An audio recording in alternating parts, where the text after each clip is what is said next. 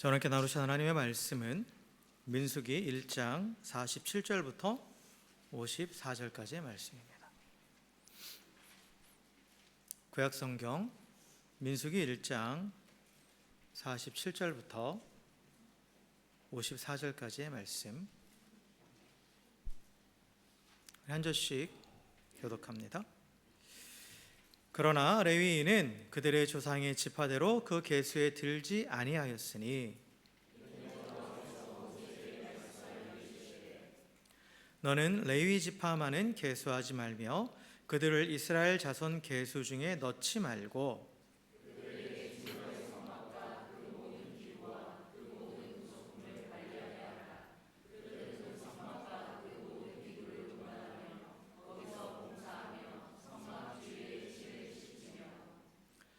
성막을 운반할 때에는 레위인이 그것을 걷고 성막을 세울 때에는 레위인이 그것을 세울 것이요 외인이 가까이 오면 죽일지며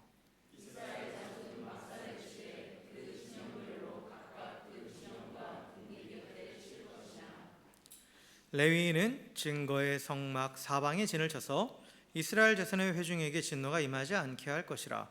레위인은 증거의 성막에 대한 책임을 지킬지니라 하셨음이라.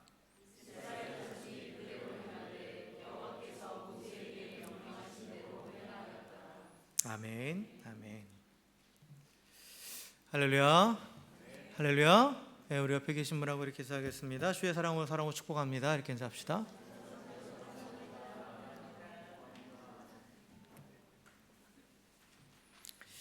네.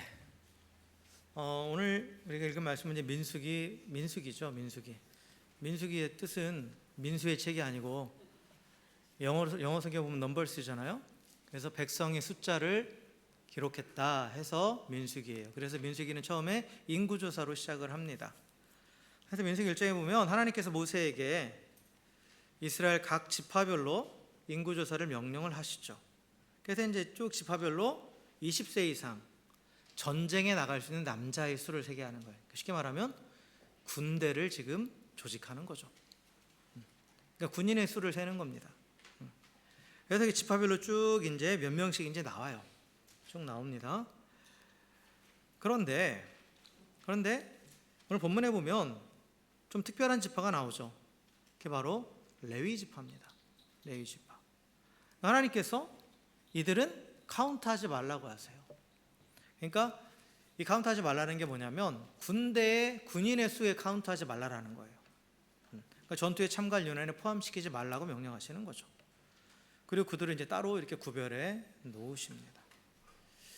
전쟁을 하기 위해서는 군사력이 중요하죠. 지금 이스라엘 백성은 사실 가나안 땅을 점령해야 된단 말이에요. 그럼 그들 앞에 기다리고 있는 건 뭐예요? 전쟁입니다. 가나안 땅은 빈 땅이 아니에요. 그곳에 이미 여러 민족들이 살고 있습니다. 그리고 그들의 군사력은 객관적으로 보면 이스라엘보다 훨씬 강해요. 그래서 이 전쟁을 하기 위해서는 어쨌든 간에 이 군사력, 특별히 당시에 있어서 군사력은 척도는 뭐냐면 쉬운 편으로 하면 이제 머릿수죠, 머릿수. 좀 뭐 비속어로 하면 쪽수죠. 그러니까 군인의 수가 얼마나 되느냐, 군대의 수가 얼마나 되느냐. 그래서 왜 우리 대한민국도 예전에 남한이 육군 정예 병력이 60만이라고 했는데 지금은 확 줄었죠. 그리고 북한은 뭐 100만이다 막 이러고. 물론 오늘날 이제 최첨단 무기가 있으니까 또 그 머릿수보다 더 중요한 게 이제 그 첨단 무기이긴 하지만 이때 당시만 해도 군사력의 척도는 군인의 수입니다. 그런데 이 레위 지파를 나중에 그 카운트를 합니다. 그 레위 지파 수가 얼마인가 봤더니 그 중에서 군인이 될 수 있는 사람이 약 2만 2천 명이에요. 적은 수가 아니죠. 적은 수가 아닙니다. 그런데 하나님은 이 레위 지파는 군인에 포함시키지 말라라고 지금 말씀하시는 거예요. 그리고 레위 지파는 하나님의 소유다. 하나님께서 특별한 목적을 가지고 구별해 놓은 지파다라고 이렇게 말씀을 하십니다. 그래서 레위 지파는 하나님께서 자기의 소유 삼으시고 또 당신의 특별한 목적을 위해서 구별해 놓으신 지파가 바로 이 레위 지파예요. 근데 이 구약의 레위 지파처럼 오늘날에도 하나님께서 당신의 소유 삼으시고 특별한 목적을 가지고 구별해 온 사람들이 있습니다. 이게 바로 그리스도인이죠. 이게 바로 예수님을 주와 그리스도로 고백하고 따르는 저와 여러분, 우리들입니다. 그래서 우리는 하나님께서 선택하신 거예요. 레위 지파처럼 너는 내 소유다 라고 선택하셨고, 또한 하나님의 일을 위해서 우리를 구별하여 놓으셨습니다. 그래서 오늘은 이 레위 지파를 좀 살펴보면서 왜 하나님께서 그들을 선택하셨고 또 그들을 구별하셔서 그들에게 맡기신 것이 무엇인지를 살펴보면서 동일하게 오늘날의 레위 지파인 우리에게 하나님 베푸신 은혜와 또 주신 사명을 대해서 함께 나눠보려고 합니다. 그 레위 지파는 그 조상이 누구죠? 조상이 누구예요? 레위죠. 그렇죠? 물론 더 올라가면 야곱이고 더 올라가면 이제 또 이삭이고 쭉 하면 하나님까지 올라가죠. 근데 어쨌든 레위 지파의 출발점은 야곱의 12아들 중에 한 사람인 레위입니다. 근데 레위는 그 야곱에게 몇 명의 아내가 있었죠? 4명이죠. 그래서 참 대단한 사람이라고 얘기했죠. 한 명도 힘든데, 그렇죠? 그 4명의 아내를 두고 있었어요. 그 중에 첫 번째 아내가 바로 이제 레아입니다. 그리고 야곱이 가장 사랑한 아내는 두 번째 아내인 라헬이죠. 그 레아와 라헬은 서로 자매지간이었는데 어쨌든 원래 야곱이 원했던 여인은 라헬이었죠. 근데 속아서 이제 레아와 결혼을 했지만 그렇기 때문에 사실 레아는 야곱의 사랑을 받지 못했어요. 근데 하나님께서 레아는 불쌍히 여기셨습니다. 그래서 레아에게는 이 다산의 복을 주셨어요. 그래서 이 확률적으로 보면 라헬이 아이를 더 많이 낳아야 되는데 희한하게도 레아가 계속해서 아들을 낳아요. 근데 이제 레아는 아들을 낳으면서 그 이름을 자기 한을 담아서 이름을 짓습니다. 그 중에 이제 세 번째 아들이 바로 이 레위예요. 레위. 근데 이 레위라는 이름의 뜻이 뭐냐면 연합, 결합이라는 뜻입니다. 그러니까 이 레아가 자기가 지금까지 아들을 둘을 낳았는데도 그 남편의 사랑을 받지 못했는데 세 번째 아들을 낳았어요. 아들 셋을 낳았으니까 사실 그때도 가부장적인 사회고 하기 때문에 이 아들이 되게 귀한 그런 사회였으니까 아들을 셋이나 낳았으니까 이제 남편이 나를 인정해 주겠지. 그리고 나와 함께 해주겠지. 나와 연합해 주겠지. 라는 소망을 담아서 그 아들의 이름을 레이라고 지은 거예요. 그래서 이제 레위라는 그 이름을 가진 아들이 지금 태어난 거죠. 그런데 또 이제 레위는 나중에 그 아버지 야곱으로부터 저주를 받습니다. 좀 안타까운 얘기인데, 그런데 그 레위가 왜 저주를 받았냐면 그 창세기 34장에 이제 그 사건이 하나가 기록되어 있죠. 창세기 34장에 보면 그 33장의 내용에는 뭐가 있냐면 야곱이 그 형 에서를 속이고 복을 가로채고 그리고 나서 그 삼촌 집에 가서 이제 어디죠? 하란에 가서 쭉 살다가 바단 아람에서 살다가 이제 큰 일가를 이루어서 이제 다시 돌아오잖아요. 돌아오다가 에서를 만났어요. 근데 하나님의 은혜로 그 만남이 아주 축복의 만남이 되고 은혜의 만남이 되게 하셨죠. 그리고 나서 이제 야곱이 어디를 가야 되냐? 원래 하나님이 가라 하신 곳은 베델이었습니다. 베델이 어느 곳이냐면 야곱이 하나님께 서원한 곳이에요. 하나님이 나를 무사히 다시 돌아오게 하시면 내가 이곳에 와서 제단을 쌓고 또 하나님 앞에 예배하겠습니다. 그때 하나님을 나의 하나님이라고 고백하겠습니다. 라고 그렇게 서원했던 그곳인데 하나님도 원래 처음에 이 야곱에게 그곳 베델로 가라고 말씀하셨단 말이에요. 근데 야곱이 참 인간이 간사한 게 에서라는 큰 문제를 만났을 때는 하나님께 그렇게 매달렸는데 그런데 그 문제가 해결되니까 이제 하나님의 명령은 잊어버리고 자기 눈에 보기 좋은 땅을 찾아갔어요. 그게 바로 세겜입니다. 세겜이란 땅이에요. 그래서 거기에 그냥 정착을 해버려요. 원래 목적지는 어디예요? 베델이에요. 근데 가다가 눈에 보기 좋은 땅이 나타나니까 거기에 정착했던 거예요. 근데 이제 거기서 사건이 터지죠. 야곱의 인생은 참 우리에게 많은 교훈을 줍니다. 하나님의 말씀에 끝까지 순종해서 우리가 그 목적지를 향해서 나아가야 되지 중간에 보기 좋은 곳에 머물렀다간 문제가 터질 수밖에 없어요.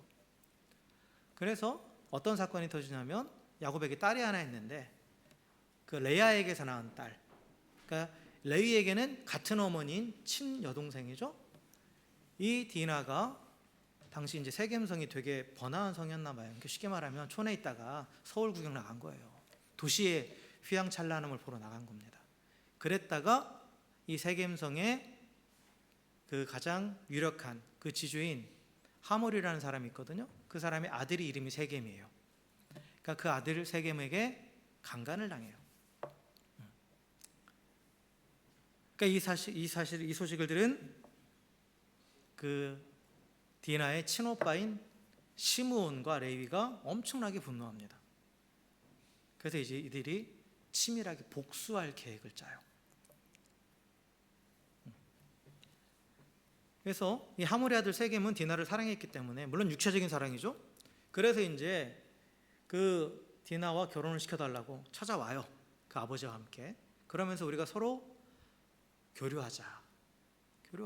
그럼 너희도 좋고 우리도 좋고 이러지 않냐? 라고 하면서 제안을 합니다. 그때 이제 이 시므온과 레위가 무슨 얘기를 하냐면, 너희가 우리와 같이 우리처럼 돼야 된다. 이게 뭐냐면 할례를 받아야 된다 이거예요. 할례를 받아야 된다. 그래서 너희 이 세겜성 안에 있는 모든 남자들이 할례를 받으면, 그러면 디나도 너에게 주고 또한 너희와 우리가 서로 통혼하면서 하나가 될 수 있다라고 이렇게 말합니다. 그러니까 이 말을 들은 하몰과 또 하몰의 아들 이 세겜은 그걸 좋게 여겨가지고 이 세겜성에 가서 또 사람들한테 얘기하죠. 근데 이 세겜의 어쨌든 간에 그 지도자가 바로 이 하몰이었기 때문에 다른 사람들이 다 좋게 여기고 그걸 다 따라가요. 그래서 모든 남자가 다 같이 할례를 받았습니다. 근데 이제 남자분들은 아시겠지만 그 할례를 받고 나서 이제 고통스럽단 말이에요. 그 고통이 극에 달하는 때가 3일째입니다. 뭐 그때 무슨 마취제가 있겠어요? 뭐가 있겠어요? 그러니까 고스란히 그 고통을 참아야 되는데 그때는 이제 고통을 못 하는 거죠. 그러니까 이 시므온과 레위가 칼을 들고 쳐들어가서 남자들을 다 죽여버립니다. 그러니까 잔혹한 피해 보복을 한 거예요. 그리고 나머지 형제들도 또 따라가서 그 성에 있는 것들 다 노략질해 와요. 노략질을 해옵니다. 너무 잔인한 거죠. 사실 심판하려면 강간을 한 그 세겜만 하면 되는 건데, 근데 그 세겜성 안에 있는 그 나머지 모든 사람, 죄 없는 직접적으로 관련 있는 사람들을 다 죽여버린 거예요. 그리고 그 성을 완전히 다 폐허로 만들어버린 거죠. 그러니까 이 소식을 들은 야곱이 이제 분노하죠. 물론 이들의 잔혹함에 대해서도 분노하지만 더 큰 걱정이 뭐였냐면, 당시 이 세겜성 여기에 이 지역에 그 세겜성만 있는 게 아니고 또 다른 민족들도 살고 있었단 말이에요. 여러 민족들이 살고 있었어요. 근데 그들 중에서 이 야곱의 집안은 아주 작은 집안이에요. 그러니까 세력이 아주 약한 거예요. 야곱이 이집트로 애굽으로 이주할 때 그 가족 계수한 인원을 보면 70명이잖아요. 그 뭐 여자 합치고 다 하고 하면 그래도 한 200명도 안 되는 아주 한 줌의 무리밖에 안 돼요. 그런데 예전부터 그 땅에 살고 있어서 세력을 가지고 있었던 수많은 다른 민족들이 이 소식을 들었다라면, 이런 잔혹한 소식을 들었다라면 당연히 이 야곱의 집을 멸망시키러 오겠죠. 그리고 그런 일들이 비일비재하니까요. 그러니까 야곱이 이제 너희 때문에 우리 다 죽게 생겼다라고 이제 두려워한 거예요. 그래서 이 레위와 시므온에게 분노를 하죠. 근데 이 레위와 시므온이 또 여기서 뻔뻔하게 아버지한테 대들어요. 아버지한테 대듭니다. 우리 여동생을 이렇게 창녀처럼 취급했는데 그럼 우리가 가만히 있어야 되냐고 하면서 자신들의 복수를 정당화하죠. 그러니까 회개하지 않았어요. 근데 하나님께서 그 밤에 야곱에게 나타나셔서 베델로 올라가라 라고 말씀하시면서 지켜주시죠. 그래서 성경의 기록에 보면 주변의 모든 민족들이 하나님께서 뭐를 심어주시면 두려운 마음을 심어주세요. 그래서 야곱의 집을 공격하지 못하도록. 그래서 무사히 세겜에서 빠져나와서 이제 베델로 올라갑니다. 그래서 이 사건이 일단락 되는 것 같았는데, 야곱은 잊지 않았어요. 야곱은 이 레위와 시므온의 잔혹함과 또 그들로 인해서 이 가문이 멸망할 뻔했던 그 상황을 절대 잊지 않았습니다. 그래서 그가 죽기 직전에 아들들을 모아놓고 유언을 남기면서 다 아들들을 축복을 하는데, 르우벤도 저주받죠. 르우벤은 자기 아버지의 침상을 더럽혔기 때문에. 그리고 그 다음에 시므온, 그 다음에 레위, 둘 다 저주를 받습니다. 그래서 야곱이 그 사실을 상기시켜요. 그들의 잔혹한 그 사실. 그게 이제 창세기 49장 5절부터 7절의 내용이에요. 그래서 너희들이 혈기를 못 이기고 분노로 칼을 함부로 휘둘러서 사람들을 죽이고 그로 인해서 큰 위기를 초래했다. 그래서 너희는 이제 저주받을 것이다. 저주받을 것이다. 그래서 그 저주의 내용이 뭐냐? 흩어져서 살게 될 것이다. 너희 자손들은 한 곳에서 뭔가 모여서 세력을 이루는 게 아니라 다른 형제들 사이에서 흩어져서 살 것이다. 이게 나쁜 식으로 표현하면 빌어먹고 살 것이다 이거예요. 그러니까 이런 엄청난 저주를 받게 되는 거죠. 실제로 흩어져 살아요. 근데 그걸 하나님께서 바꿔주시죠. 그러니까 이 레위 지파가 원래는 이렇게 그 조상 레위로 인해서 저주를 받은 지파였어요. 그런데 하나님께서 오늘 말씀해 보니까 레위를 택하셔서, 레위 지파를 택하셔서 그들에게 내려진 저주를 복으로 바꿔주시는 겁니다. 그래서 레위 지파가 하나님의 특별한 목적, 하나님을 섬기고 민족을 섬기는 사명을 맡은 그런 지파가 되는 거예요. 야곱의 예언처럼 다른 지파들 사이 뿔뿔이 흩어지게는 됩니다. 자기들만 모여 살지는 않아요, 레위 지파는. 그런데 그들이 흩어진 그곳에서 그냥 그 자기 민족의 다른 그 형제들에게 그 도움받으면서 그렇게 빌어먹고 사는 그런 신세가 아니라 그곳에 가서 어떤 존재가 되냐면 영적인 지도자가 돼요. 하나님 말씀을 가르치는 그런 역할을 하게 됩니다. 그리고 또 오늘 말씀에도 보면 하나님께서도 레위 지파에게 어떤 역할을 맡기시냐면, 이제 이스라엘 백성이 광야에 있을 때 이제 그들이 그 구름 기둥이 딱 멈추면 이제 진을 친단 말이에요. 거기 이제 텐트를 치고 자기들이 이제 쉬고 한단 말이에요. 그런데 다른 지파들은 이 자기들이 가지고 있는 군대의 깃발을 중심으로 진을 쳐요. 그런데 이 레위 지파는 성막, 하나님의 임재를 상징하는 성막을 중심으로 진을 치고 그들의 그 성막을 주위를 둘러싸면서 그들이 그 텐트를 친단 말이에요. 그럼으로써 그들이 하는 역할이 뭐냐면 다른 민족이 함부로, 다른 그 지파들이 함부로 이 성막에 접근하지 못하도록, 그럼으로써 죄가 있는 자들이 함부로 나아가면 안 되거든요. 그래서 하나님의 진노가 그들에게 임하지 않도록 막아주는 역할을 하게 되는 거예요. 방패의 역할을 하게 되는 겁니다. 그러니까 조상 레위는 혈기에 못 이기고 분노의 그 복수를 한 까닭에 자기 집안을 멸망시킬 그런 위기에 처하게 만들었잖아요. 그렇게 만들었잖아요. 근데 이 레위 지파는 지금 어떻게 하는 거예요? 자기 민족을 지키는, 죄로 인해서 멸망할 수밖에 없는 그들을 그 하나님의 진노에서 지키는 역할을 하는 그러한 민족이 된 거죠. 그러한 지파가 된 거죠. 또 어떻게 해서 이런 일이 일어나게 됐느냐? 왜 이 저주가 복으로 바뀌었느냐? 라고 했을 때 결정적인 계기가 한 번 있습니다. 그러니까 레위 지파가 하나님 편에 섰기 때문에 그런 거예요. 하나님 편에 서서 하나님을 신실하게 섬겼기 때문에. 그게 이제 출애굽기 32장에 나옵니다. 출애굽기 32장에 보면 이스라엘 백성들이, 모세가 시내산에 올라가 가지고 십계명을 받잖아요. 하나님께서 모세를 불러 올리셔 가지고 40일 동안 시내산에 머물면서 십계명이 기록된 두 돌판, 뭐 여러 가지 율법들도 가르쳐 주시고 이렇게 말씀을 쭉 주신단 말이에요. 이스라엘 백성이 지켜야 될 율법들을 가르쳐 주시고 하신단 말이에요. 여러 가지 것들을.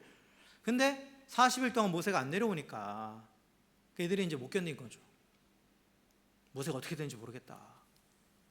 그러면서 이제 아론을 핍박합니다. 아론을 막 위협해요. 우리를 애굽에서 건져낸 그 신을 만들어내라. 우리를 애굽에서 구해낸 그 하나님을 우리 눈에 보여줘라 이거예요. 하나님을 보여줘라. 우상은 보여주라는 겁니다. 하나님을 보여줘라. 그래서 아론이 생명의 위협을 느끼고 백성들한테 지죠. 그래서 그들에게 이제 금부치들을 가져오라고 해서 금송아지 우상을 만들어요. 그리고 이게 바로 너희를 애굽에서 건져낸 하나님이다 라고 선포하니까 이스라엘 백성들이 그 앞에서 우상을 섬기는 의식들을 하면서 뛰어놀죠. 뛰어놀아요. 얼마나 시끄럽게 뛰어놀았으면 산 중턱에 있던 여호수아가 밑에 전쟁 난 것 같다고, 밑에 전쟁 난 것 같다고 그런 말을 하죠. 그러니까 그걸 본 모세가 와서 십계명 기록된 두 돌판을 던져버려서 깨뜨리죠. 이건 무슨 의미예요? 이게 언약의 상징인데 이미 언약이 깨졌잖아요. 우상을 섬기면서. 그잖아요. 언약이 깨져버린 거예요. 그걸 깨뜨리고 하나님의 분노를 표출을 합니다. 그런데 백성들의 반응이 어땠었냐면 방종하게 행했다라고 나와요. 방종하게. 그러니까 고개를 뻣뻣이 들고 계속 대든 거예요. 계속 대든 겁니다. 그래서 심판이 이제 그 뒤에 이어지는 거예요. 근데 아론은 모세의 질책을 받고 물론 비겁한 변명이긴 하지만 그래도 변명하면서 엎드렸어요. 그러나 다른 백성들은 그걸 보면서도 목을 뻣뻣이 하면서 계속해서 대들었다 이거예요. 그러니까 이제 그때 이제 심판이 임하는 겁니다. 그러니까 하나님의 심판은 바로 임하는 건 아니에요. 하나님이 죄에 대해서 지적하시고 또 그 부분을 정죄하실 때 인정하고 억지로라도 인정하고 숙이면 심판하지 않으십니다. 참아주십니다. 그러나 거기에 목을 뻣뻣이 들고 대들면 그게 알고 짓는 죄예요. 그게 알고 짓는 죄예요. 그러면 그 순간 심판이 임하는 거예요. 그래서 하나님께서 이제 모세를 통해서 이제 백성을 심판하라고 할 때 모세가 뭐라고 말하냐면 여호와 편에 설 자 내게로 나오라 라고 나와요. 정확하게 여호와 편에 있는 자는 나에게로 나와라. 그러니까 모든 백성들이 방종하게 이렇게 우상을 섬기면서 막 그렇게 막 또 대들고 막 이러고 있는 상황에서 그 안에서 하나님 편에 있는 자는 나와라 라고 불러내는 거예요. 그때 누가 나오느냐 하면 레위 지파가 나옵니다. 그때 레위 지파가 나와요. 그러고 나서 또 모세가 뭐를 명령하냐면 너희들이 허리에 칼을 차고 이제 저 백성 안으로 들어가서 그들을 쳐서 죽여라 라고 말합니다. 하나님의 심판입니다. 죄에 대한 심판이에요. 그러니까 레위 지파가 즉시 칼을 차고 들어가서 그들을 죽이죠. 그래서 3,000명이 그 자리에서 죽습니다. 그러니까 레위는 하나님 편에 서라라고 했을 때 하나님 그 소리를 듣고 하나님 편에 선 거예요 먼저. 그리고 또한 칼을 휘둘러서 죄를 제거하라 라고 했을 때 그 말씀에 순종해서 죄를 제거한 거예요. 그 조상 레위도 칼을 휘둘렀죠. 근데 그는 개인의 복수심에 눈이 멀어서 칼을 휘둘렀습니다. 그 결과는 가문을 멸망시킬 뻔했어요. 그죠? 그런데 이 레위 지파는 하나님의 분노, 하나님의 심판의 도구로 칼을 휘둘렀어요. 자신의 개인적인 분노가 아니에요. 그러니까 그들이 이스라엘의 죄를 제거하고 이스라엘 민족 전체를 지킨 거예요, 사실. 안 그러면 이스라엘 민족 전체가 심판마다 망해야 돼요. 그런데 이 레위 지파가 칼을 차고 하나님의 심판의 도구로 그 방자에 행하는 백성들을 쳤을 때 하나님의 진노가 멈추죠. 백성들을 향한 하나님의 진노가 멈췄습니다. 그래서 자기 백성을, 이스라엘 백성을 지키는 자가 된 거예요. 그러니까 이때 이미 그들에게 내렸던 저주가 복으로 바뀐 거죠. 가문을 멸망시키는 자에서 이제는 민족을 지키는 자로 이미 바뀌었다라는 거예요. 그래서 어느 편에 서느냐. 그리고 또한 어떠한 분노로 칼을 휘두르느냐. 그것이 참 중요한 거예요, 여러분. 그러니까 레위인이 칼을 휘두르지 않은 게 아니에요. 그런데 나의 분노에, 나의 혈기에 못 이겨서 칼을 휘두르느냐, 아니면 하나님의 거룩한 분노의 도구로 칼을 사용하느냐, 그 차이입니다. 그게 저주와 복을 가르는 차이였다라는 거예요.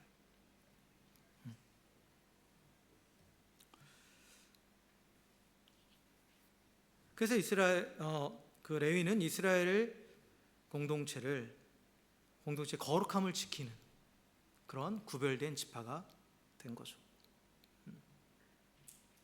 여러분, 그리스도인들도 레위 지파와 똑같습니다. 원래 모두 다 죄의 저주 아래 있었어요. 다 죄의 저주 아래 있었습니다. 그래서 저주의 개념에 대해서 여러 번 말씀드리죠. 저주라는 것은 여러분은 어떤 영화나 이런 데 보면 스펠링을 읊으면서 이렇게 막 집으로 막 인형 갖고 꽂고 그런 행위가 저주가 아니라 하나님의 공급이 끊어진 상태가 저주예요. 성경은 그래서 죄인은 다 저주 아래 있다고 말하는 거예요. 성경적 저주의 개념은. 그래서 죄라는 건 뭐예요? 하나님과 관계를 단절시켜 버리는 게 죄예요. 그럼 죄의 결과는 뭐겠어요? 하나님과 단절되어 있기 때문에 하나님의 공급을 받지 못하는 거죠. 그게 저주의 상태예요. 그러니까 우리도 모두 죄의 저주 아래 있었죠. 그리고 그 결과 우리는 내 힘으로 열심히 살려고 하지만 아무 소망이 없는 그런 상태에 있었어요. 그 세상은 그래서 죄로 인해서 또 저주 가운데 있단 말이에요. 근데 그 가운데서 우리는 또 우리를 부르신 주님의 부르심을 들었죠. 거기서 나오라고. 성도는 그 부름받은 자들이에요. 또 교회를 의미하는 헬라어 에클레시아도 뭐예요? 부르심을 받은 자들이에요. 선택함을 받은 자들이라는 뜻이에요. 그래서 우리는 그 부르심을 받고 주님께 나온 자들입니다. 그리고 그렇게 나올 수 있도록 예수 그리스도께서 그 보혈을 흘려주셨죠. 자신의 생명을 내어놓으셨죠. 그 보혈의 공로로 우리는 이제 하나님 부르심을 듣고 하나님 편에 서서 하나님과 연합한 자가 되었습니다. 그래서 우리 그리스도인들이 레위인이에요. 하나님과 연합한 자이기 때문에. 그 결과 원래는 죄인으로서 그 저주 아래 있었지만 이제는 그리스도의 의를 입은 의인으로서 또한 하나님과 연합하여 복을 누리는 자가 되었죠. 그래서 복이라는 게 뭐라고 그랬어요? 하나님의 공급 아래 살아가는 게 복입니다. 그래서 구원받으면 일어나는 일이 뭐냐? 예수님의 이름이 뭐라고 했어요? 임마누엘, 하나님 우리와 함께 하신다. 그게 복이에요. 하나님이 함께 하심으로써 하나님의 공급 가운데 살아가는 것, 그게 복입니다. 그래서 우리도 레위인처럼 하나님과 연합하여서 그 하나님의 공급하신 가운데 살아가는, 그 공급하신과 보호하신과 인도하신 가운데 살아가는 그런 복을 받게 되었죠. 그리고 또 하나님께서는 레위인에게 특별한 사명을 주셨습니다. 그들을 부르시고 구별하셔서 특별한 사명을 주셨어요. 뭐냐? 하나님의 거룩한 일을 담당하게 하시는 거예요. 그죠? 하나님의 거룩한 일. 그래서 레위 지파를 특별히 구별하셔서 맡기신 게 뭡니까? 이 성막과 성막에서 드려지는 예배를 전담하는 거예요. 그리고 또 이스라엘 공동체의 거룩함을 지키는 것. 그것이 또 레위 지파에게 주어진 사명이었습니다. 그래서 레위 지파는 예배를 통해서 하나님의 거룩함을 드러내고 또한 이스라엘 공동체의 거룩함을 지키는 자로 부름 받았다라는 거죠. 이 하나님의 부르심과 또한 이 사명은 동일하게 우리에게도 적용되는 거예요. 그래서 예수님 믿고 구원받은 우리 또한 레위 지파와 같이 하나님의 거룩한 일을 맡은 자들입니다. 그래서 모든 그리스도인들은 예배자죠. 하나님을 예배하는 예배자며 또한 예배를 섬기는 예배자예요. 예배는 내가 주관적으로 주도적으로 드리는 것과 또한 내가 예배를 섬기는 것, 두 가지가 다 예배의 모습이에요. 그래서 내가 먼저 진정한 앞에 드리는 예배자가 되는 것이고 또한 나아가 다른 이들이 예배를 드릴 수 있도록 돕는 예배를 섬기는 자로 우리가 부름 받았습니다. 그래서 먼저는 이 성도와 또한 교회의 제일 된 사명은 하나님을 예배하는 거예요. 참된 예배자를 하나님 앞에 서는 겁니다. 그리고 또 하나님은 성도를 통해서 당신의 거룩함을 드러내시고 공동체의 거룩함을 지키십니다. 그래서 성도는 거룩한 삶을 살아야 돼요. 성도라는 말 자체가 거룩한 무리라는 뜻이잖아요. 근데 거룩이라는 말이 뭐라겠습니까? 거룩? 관습이나 종교적인 그런 의식에 충실한 게 거룩이 아니라 성경이 말하는 거룩은 세속과는 구별되는 말이에요. 세속의 반대가 거룩이에요. 세상적인 삶, 그것에 반대되는 것이 바로 거룩. 세상과는 구별되는 삶, 이게 바로 거룩입니다. 그래서 세상 속에 살아가요. 하지만 세상에 물들지 않고 구별되는 것이 바로 거룩이고 세상의 방식이 아닌 다른 방식, 즉 하나님 나라의 방식을 가지고 살아가는 것이 거룩입니다. 그래서 많은 그리스도인들이 이 땅에 살아가면서 여전히 세상의 방식을 가지고 살아가요. 그럼 이제 거룩함을 드러내지 못하는 거죠. 구별되지 못하는 거예요. 그리스도인들은 자기중심적인 세상의 방식이 아니라 하나님 중심적인 그 하나님 나라의 방식으로 살아갑니다. 그래서 가치관이나 삶의 원칙이 다를 수밖에 없어요. 그래서 세상 사람들은 자기 뜻을 따라가죠. 자기 속에는 좋은 대로 해요. 그런데 우리는 하나님의 뜻을 따라갑니다. 그리고 세상 사람들은 자신이 섬김받기를 원합니다. 우리는 하나님과 이웃을 섬기는 자가 되는 거죠. 또 세상 사람들은 자기 이익을 따라서 행해요. 그러나 성도는, 그리스도인은 사랑을 따라서 행합니다. 그 세상 사람들은 이 땅의 것을 바라보고 그것에 소망을 둡니다. 그러나 우리 그리스도인들은 영원한 하나님의 나라를 바라보며 거기에 영원한 소망을 두고 살아갑니다. 그래서 이 삶의 형태가 이렇게 다르니까 그 결과도 달라요. 그래서 세상 사람들은 더 많이 가지려고, 이 땅을 더 많이 가지려고 하다 보니까 어떻게 돼요? 항상 경쟁하고 항상 싸우죠.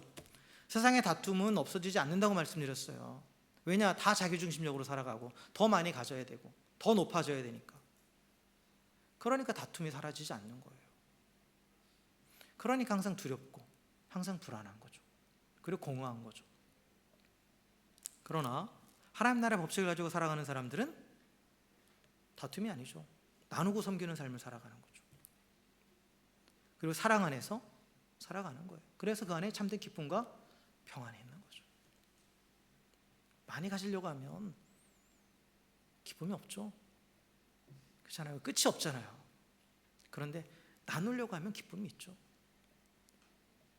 나누면 기쁨이 있어요. 그리고 평안해요.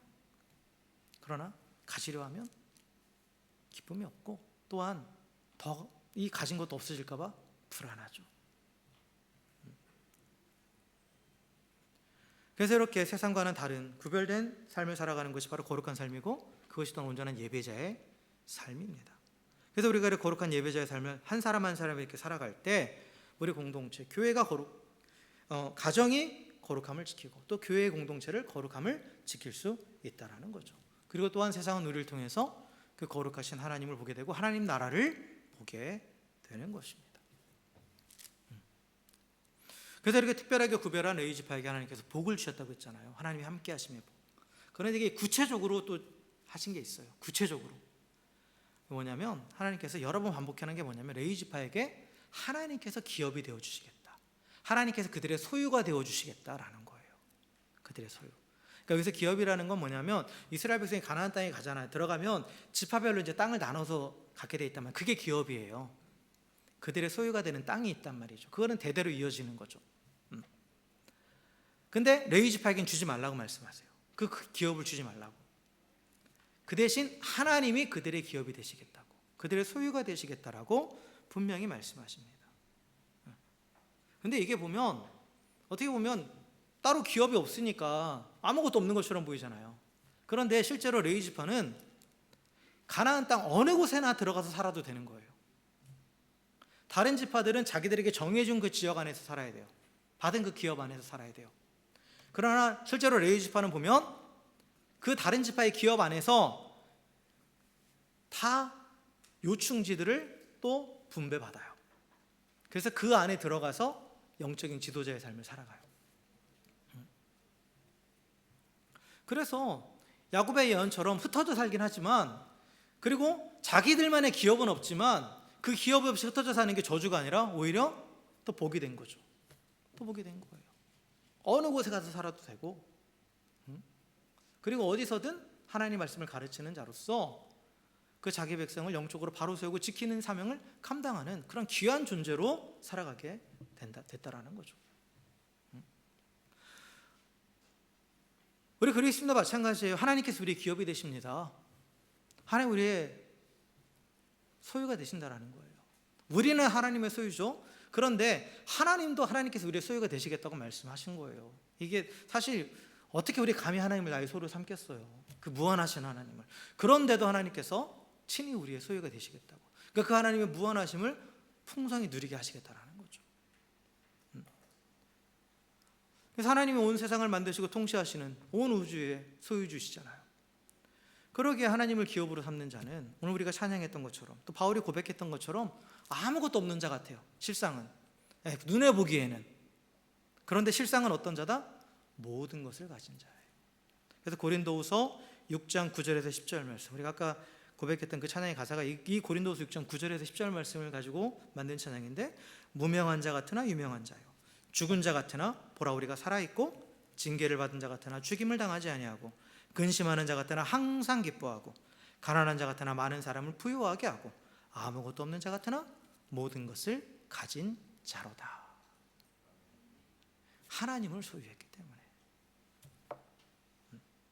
천지의 주인이신 하나님을 소유했기 때문에 모든 것을 소유한 것이고, 그리고 세상의 소유는 뭐냐면 누군가가 뭔가를 다 가지면 다른 사람은 못 가져요. 그런데 하나님을 소유한 자는 다른 사람도 부유하게 하는 거예요. 왜요? 그 하나님 무한하시니까. 그 무한하신 하나님을 계속 나누니까. 그러니까 나만 부유하고 다른 사람은 또 굶주리는 게 아니라 그들도 부욕해 하는 자가 된다는 거죠. 그래서 진정 부유한 자가 되는 거예요. 진정 부유한 자. 이게 구체적으로 레위지파된 우리에게 주신 하나님의 복입니다.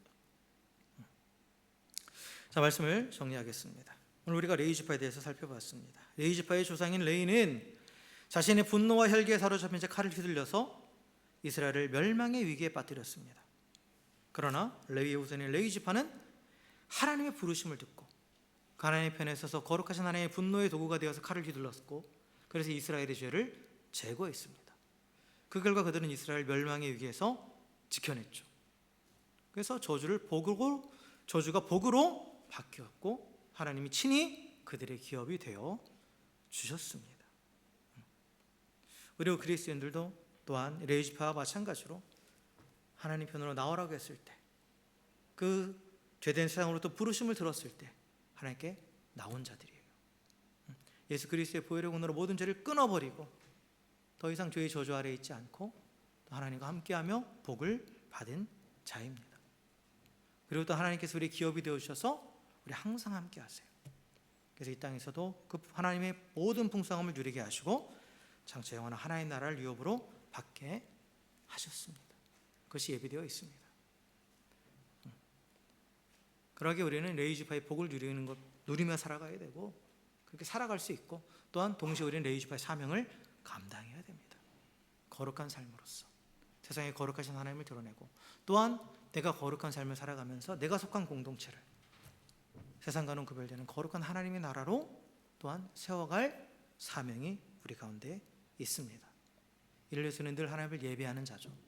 항상 하나님 앞에 머물면서 주님을 찬양하고 예배하면서 또 주의 말씀에 순종하면서 주의 뜻대로 살아가는 그 삶을 통해서, 그런 거룩한 삶을 통해서 내 자신의 또한 거룩하신 하나님 앞에 날마다 임재 안에서 풍성한 은혜를 누리고, 또 우리 가정을, 우리 교회를 거룩하게 지키고 세상에 하나님의 거룩함을 드러내는 그러한 자들입니다. 사랑하는 성도 여러분, 우리가 이 땅을 살아가는 동안 또 주님 앞에 서는 그날까지 그 레위지파의 복을 항상 누리며 살아가시기를 주의 이름으로 간절히 축원합니다. 또한 레위지파로서 또 거룩하신 하나님을 드러내고 또 공동체의 거룩함을 지켜나가는 그 사명을 끝까지 감당할 수 있는 우리 모두가 되기를 또 주의 이름으로 간절히 축원합니다. 함께 기도하겠습니다.